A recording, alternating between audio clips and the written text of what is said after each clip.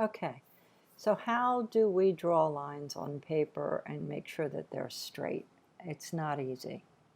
So for this assignment, I want you to actually make a 3-inch square, and I'm using my phone because it's about 3 inches wide.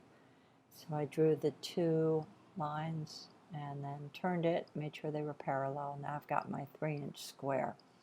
So what I want you to do is to draw lines all the way across. Now, one problem with drawing lines is that if you keep your hand on the paper and you don't move your hand, you're only moving the pencil, you're going to end up getting a curved line. So what I'm showing you here is that you put the pencil down and you just drag with your whole hand moving with it. You drag as straight as you possibly can towards yourself. It's always easier to draw towards yourself than it is to draw away from yourself. It's also easier if you're right-handed to start on the left and move over to the right, and vice versa if you're left-handed. If you're doing this in your sketchbook and you're left-handed, you can turn your sketchbook upside down so that the coil binding is not in your way.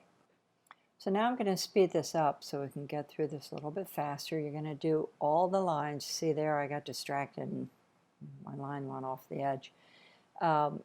What the purpose of this is for you to do this as tightly as possible, but to realize just how difficult this is and how you really need to practice the movements that you're going to use with your pencil. Now, if this was possible to get this exactly the same spacing, we could end up with this really perfect dull grid. This grid is a little more interesting because you'll see where things get a little closer together, they get a little bit darker. Right there, I mistakenly went over. Okay, so we've got that. Now the next thing that we're going to do is take a new piece of paper, and I want you to practice holding your hand in one position. Do not move your hand this time. We've made that square. You're going to lock your hand against the paper. Do not let it lift or move. Now you can see you can actually pretty much do this because the box or the length of the line you're drawing is not so long. But look what happens when you get a longer line.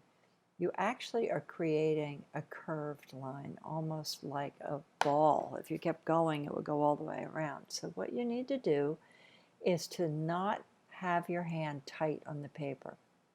You need to loosen your hand, let it flow across the paper.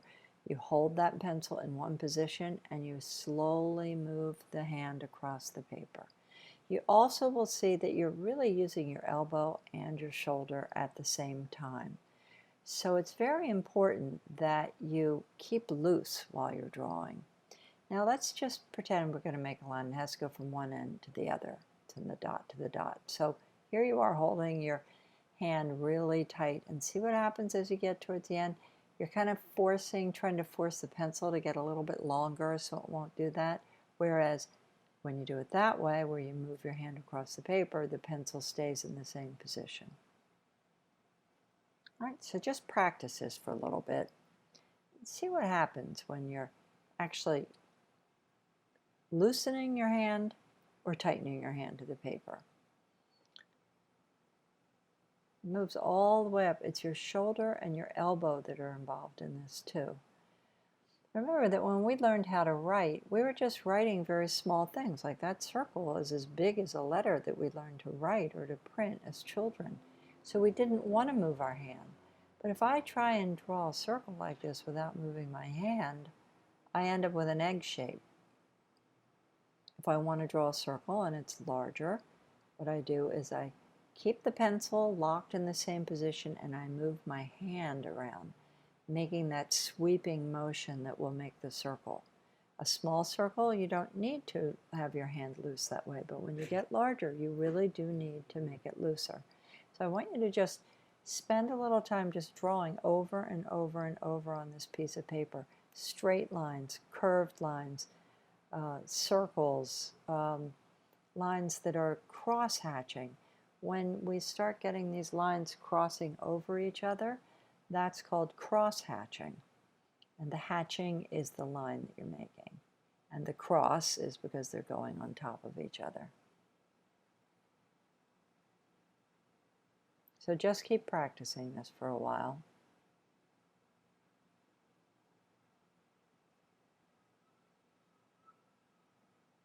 As I do it, I get better and better because I'm getting some flexibility in there with my hand. I'm feeling more confident. Part of the problem too is when you're not confident, you're going maybe a little too slowly, and when you're going slowly, you can't get that nice sweep. So see, as you get more confident, you start getting better lines. Now that's complete cross-hatching. You can see how we've made a gray area on that paper with that cross-hatching. Okay, now let's take this and make a circle, see what we can do with this. All right, so I took a jar and traced the edges to get a circle. All right, now we're going to do the same thing we did with the square, but in this circle. Okay, so now I'm going to speed this up again. And you can see if I'm moving my hand to get it a little bit more flexible, kind of like when you play baseball, you need to do practice swings to get your shoulders flexible and ready for what you're going to be doing. You need to do the same thing when you're drawing. So I'm just doing the cross hatching once again. And this is a way that you can actually add value to an object. See, the more lines you put on there, the darker it gets.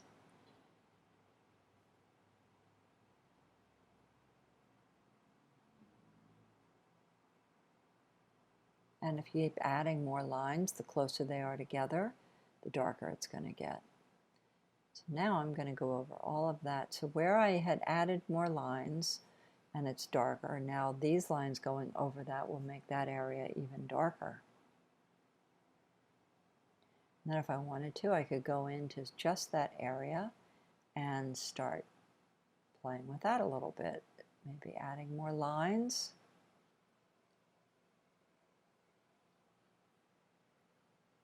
See, now it's getting darker. So this is a way to go from light to dark. If you're not sure how dark you want to go, you can just keep adding lines until you get to the value that you're looking for.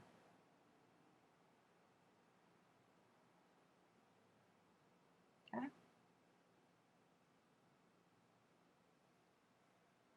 Okay. Now what we're going to do is just do a couple more circles. This one, I'm going to divide it into 3 areas, and instead of using a line, I'm going to actually use my pencil to create an area of tone. So this sort of mimics what we did on the larger one. Now, because it's a smaller circle, I don't have to move my hand as much. I can leave my hand on the surface of the paper. You'll see that. Because my strokes are very short, they're only about 1 inch long, maybe. So I don't have to have so much freedom of movement. And I can keep going over the whole area with the same value, and what would happen is that I would then make the darker area darker, medium area medium, and keep that area on the bottom as the light area. So I started out by doing a dark area, then I added another light area until I got to this value. So we have different values here. So this is value, cross-hatching,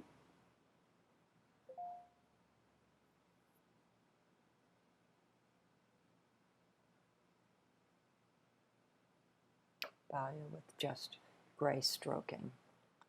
And so what we did is we worked with lines, worked on how to draw nice straight lines, how drawing straight lines together can create value, and how to hold your hand not against the paper when you're trying to do some drawing.